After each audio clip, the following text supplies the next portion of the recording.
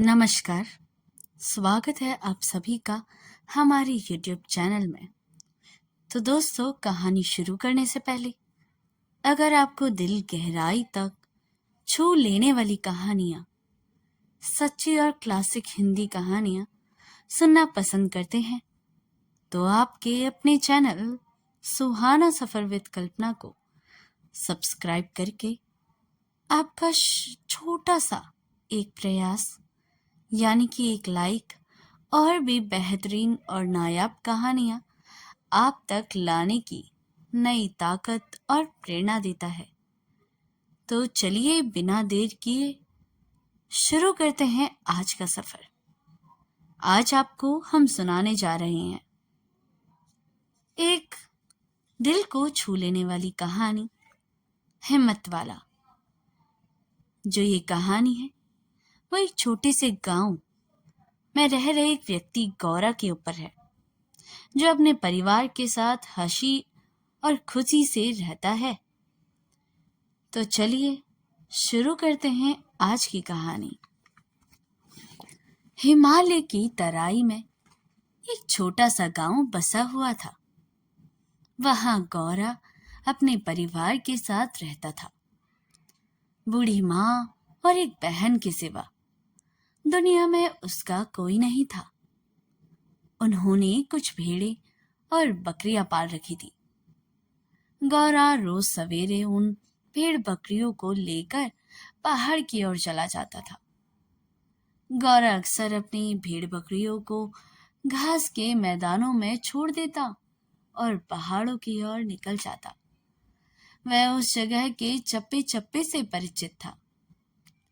उस पहाड़ी इलाके में भारत और चीन की सीमा मिलती थी, परंतु वहां पर एक सेना का कड़ा पहरा नहीं था, क्योंकि उन पहाड़ों और खाइयों को पार करके चीन की सीमा तक पहुंचना या भारत की सीमा में आना संभव था। उन खाइयों पर पुल बनाना भी बहुत मुश्किल काम था। उन दिनों भारत और चीन में युद्ध चल रहा था। गौरा अपने छोटे से गांव में युद्ध की खबरें सुना करता था। कई बार खबरें सुनकर उसके जोश आ जाता था। एक दिन भटकता हुआ गौरा उन खाइयों और पहाड़ी नालों को पार करके चीन की सीमा तक पहुंच गया। सीमा पर हलचल देखकर उसका हृदय धक से रह गया। चीनी सैनिक भारत की सीमा में घुसने का प्रयत्न कर रहे थे। वह जानता था कि भारत की सीमा में घुसना इतना आसान नहीं है। यदि सीमा की रक्षा भारतीय सैनिक नहीं कर रहे हैं तो क्या हुआ? प्राकृतिक रक्षक और खाइयां और नाले तो हैं। परंतु अचानक गौरा का हृदय धक उठा। उसने देखा चीनी सेना उन खाइयों पर पुल बनाने का काम कर रही है। यदि वे इसी तरह पुल बनाते हुए आगे बढ़ते रहे तो एक दिन उसके गांव तक पहुंच जाएंगे। उन इलाकों में भारत की सेना नहीं है, इसलिए वे उसके गांव पर कब्जा कर लेंगे।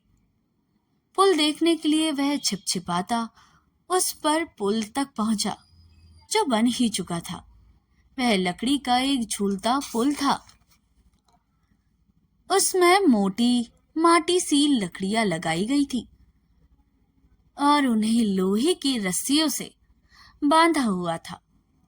पुल इतना चौड़ा और मजबूत था कि उस पर से ट्रक और टैंक भी गुजर सकता था। इसी तरह का पुल दूसरी खाई पर भी बनने का काम चल ही रहा था। गौरा उलझन में पड़ गया। इसी उलझन में डूबा हुआ वह चुपचाप चीनी सैनिकों की नजरों से बचता हुआ वापस घर आ गया। रात भर वह सो नहीं सका। उसकी समझ में नहीं आ रहा था कि वह क्या करे। आसपास दूर तक कोई चौकी भी नहीं है जहां जाकर वह चीनी सैनिकों के घुसने की खबर दे सके। अचानक एक विचार उसके दिमाग में आया। यदि उन लोहे की रस्सियों को काट दिया जाए तो पुल टूट जाएगा और चीनी सेना भारत की सीमा में नहीं घुस पाएगी। परंतु लोहे की रस्सियां काटनी आसान नहीं थी।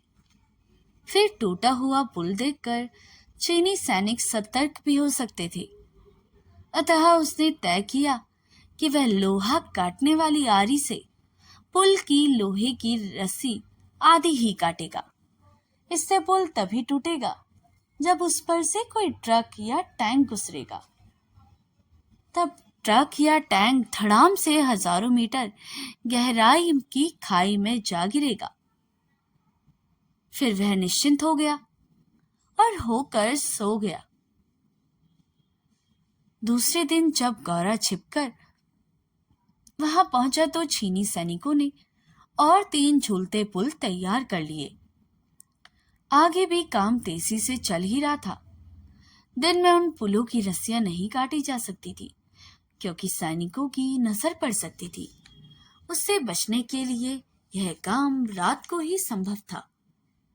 इसी बीच जिस जिस स्थान पर पुल बन गए थे, टैंक, ट्रक आदि उन पुलों से होकर आगे बढ़ गए थे। कौन से पुल तोड़े जाएं, यह गौरा की समझ में आ गया था। वह आगे और पीछे के पुल तोड़ना चाहता था ताकि टूटे हुए पुल और खाइयों के बीच चीनी सेना कैद होकर रह जाए। रात के अंधेरे में वह आरी लेकर पुल की लोहे की रस्सियां काटने चल पड़ा। अंधेरी रात में अकेले पहाड़ों की ओर जाना बहुत हिम्मत का काम था। गौरा था भी हिम्मत वाला। वह देश के लिए कुछ भी कर सकता था। वह पहले सीमा की ओर गया। वहां कोई नहीं था। उसने आरी से पुल की रस्सी आधी से ज्यादा काट दी।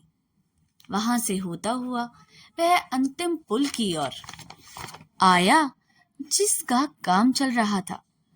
वहां सख्त पहरा था। उसने जैसे तैसे उसकी भी आधी से ज्यादा रस्सी काट डाली।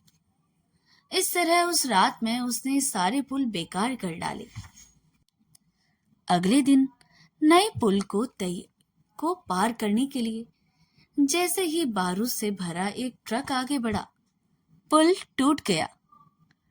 ट्रक हजारों मील गहराई में जाकर गिर गया। बारूद फट पड़ा।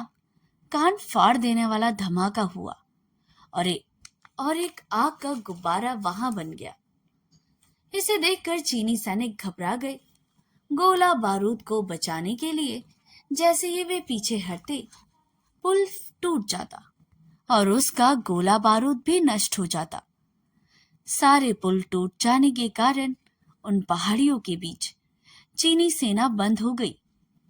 धमाकों की खबर दूर तक चौकी तक पहुंची। वहां यह पता चल गया कि चीनी सेना घुस रही थी। तुरंत भारतीय सेना वहां आ गई और उन्होंने चीनी सिपाहियों को गिरफ्तार कर लिया। इस प्रकार देश प्रेमी हिम्मत वाले गौरा की सूझबूझ व बहादुरी से वह बहुत बड़ा खतरा टल गया। तो दोस्तों, इससे हमें यह सीख मिलती है, जरा सी सूझबूझ और हिम्मत से बड़ा खतरा भी टल सकता है। कहानी सुनने के लिए बहुत बहुत धन्यवाद। अगर दोस्तों आपको कहानी अच्छी लगी हो तो आप इसे खुद तक ही ना रखें। इसे अपने मित्रों, परिवार और अपने सहपाठियों के साथ शेयर कर सकते हैं। और चैनल अभी तक सब्सक्राइब नहीं किया तो इसे सब्सक्राइब जरूर कर लें और इसके साथ लगे हुए बेल आइकन को भी प्रेस करें ताकि मेरे द्वारा अपलोड की हुई कहानियों का नोटिफिकेशन आपको हमेशा मिलता रहे। मिलते हैं अगली स्टोरी में। तब तक के लिए धन्यवाद।